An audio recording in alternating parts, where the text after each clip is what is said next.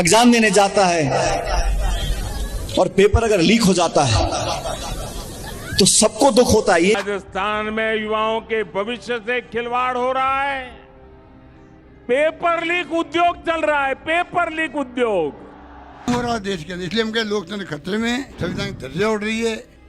आपके इशारे पे ईडी, इनकम टैक्स, सीबीआई नाच रही है। देश के 5 राज्यों में इन दिनों विधानसभा का चुनाव चल रहा है। इस बीच राजस्थान और छत्तीसगढ़ में ईडी और सीबीआई की रेड शुरू हो गई है। पिछले दिनों राजस्थान में ईडी ने पेपर लीक मामले में दर्जनों जगह पर छापे मारे थे। इस छापे के बाद एक बार फिर राजस्थान की सियासत गर्मा गई है और एक दूसरे पर आरोप प्रत्यारोप का दौर भी शुरू हो गया है।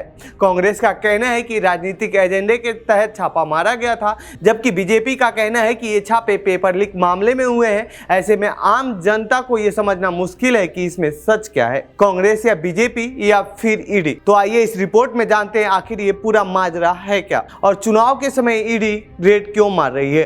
5 सालों में 17 बार हुए हैं पेपर लीक। राजस्थान में पिछले 5 सालों में करीब 17 बार पेपर लीक हुआ है। इस पेपर लीक मामले की वजह से करीब राज्य के 70 लाख स्टूडेंट परेशान हुए हैं, लेकिन इस मामले में कोई बड़ी कार्रवाई नहीं देखने को मिली है। हर बार कुछ लोगों को गिरफ्तार कर मामले को दबा दिया गया।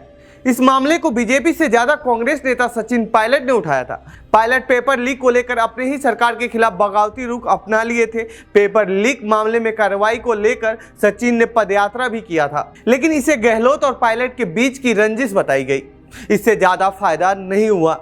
ईडी की रेड से किसे होगा फायदा? राजस्थान में इस बार विधानसभा के चुनाव में करीब 5 करोड़ 26 लाख मतदाता अपना मत देंगे। इनमें करीब 2 करोड़ 73 लाख ऐसे मतदाता हैं जो करीब 40 साल से कम उम्र के हैं। तो वहीं 22 लाख 6 हजार वोटर ऐसे हैं जो पहली बार मतदान करेंगे। अब 20 से 29 साल के बीच के करीब 1 करोड़ 32 लाख वोटर हैं, जिन्हें युवा वोटर कहा जा रहा है। इन युवा वोटरों में कुछ छात्र हैं तो कुछ नौकरी की तलाश कर रहे हैं। ऐसे में माना जा रहा है कि पेपर लीक मामला इन वोटरों को प्रभावित कर सकता है। ये 1.5 करोड़ के करीब है। अब इसे भाजपा और कांग्रेस कैसे भी करके अपने पाले में लाना चाहती है। पेपर लीक के खिलाफ पायलट ने किया था पदयात्रा। पेपर लीक मामले में राजनीति केवल चुनाव के दौरान ही नहीं हो रही है। ये मामला राजस्थान में पूरे 5 साल से चर्चा में है। इस मामले को लेकर कांग्रेस में भी टूट दिखी है। इस पर सचिन पायलट और गहलोत आपस में भिड़ भी चुके हैं। पायलट ने इस पेपर लीक और वसुंधरा राजे सरकार के दौरान घोटालों की जांच की मांग को लेकर गहलोत सरकार के खिलाफ राजस्थान में पदयात्रा भी कर चुके हैं। इस पदयात्रा के माध्यम से सचिन पायलट ने युवा वर्ग के करीब 1.5 करोड़ से ज्यादा वोटरों को साधने की कोशिश भी की थी। 15 मई को शुरू हुई पदयात्रा में भारी संख्या में युवा उनके साथ चले थे। उन्हें उम्मीद थी कि उन्हें न्याय मिलेगा। यह वही समय था जब पायलट की नई पार्टी बनाने की चर्चा तेज थी, लेकिन कांग्रेस हाईकमान उन्हें रोकने में सफल रही और पायलट फिर शांत पड़ गए।